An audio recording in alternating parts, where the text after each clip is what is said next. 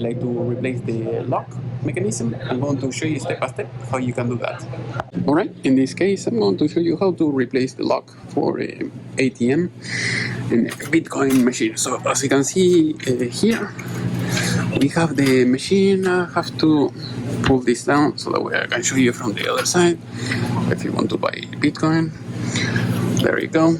So you have to open the key. I have the key already. I'm going to replace the lock, so that way they have a universal lock for everything. So once it's there, this is secured there. So we have to remove the screw. We have one screw here, and then we have the main lock over there. So we have to unscrew it and then put this back, the other one, and that's it. So if you want to know how is a Bitcoin machine inside, we have the computer, power supply, we have the battery backup here, the printer, the 4G modem, and soon we are going to be able to connect it with Ethernet, so that way we can hardwire it instead of being everything wireless. But this is how it works, and over there you have the dollars.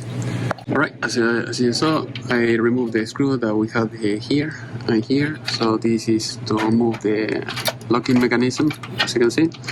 Once you put it on the side, we have to remove this screw that we have here, and we have access to the nut on the other side. Alright, as you can see, I removed the locking mechanism. As you can see, with the pliers, you can remove that. Now we have to untie that, and we should be good.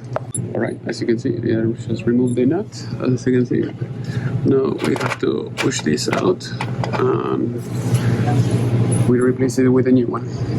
Right, there we have the old lock. Now we have the new one, so we have to put it inside, as you can see. Put the lock back in, and that's it, and put everything as the way it was.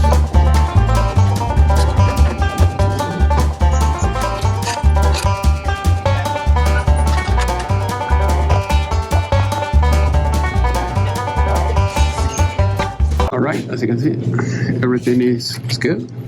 So I put the screws, the nut in the middle, and now we have to put the protection bar, this one. We'll put one screw here, one screw there, and we should be good. Alright, the bar is installed already, 2 screws, that's it. We have the key, as you can see, it works just fine. Now we have to close this up, and that's it. Now we have to remove our screws, the key, and that should be the end of it.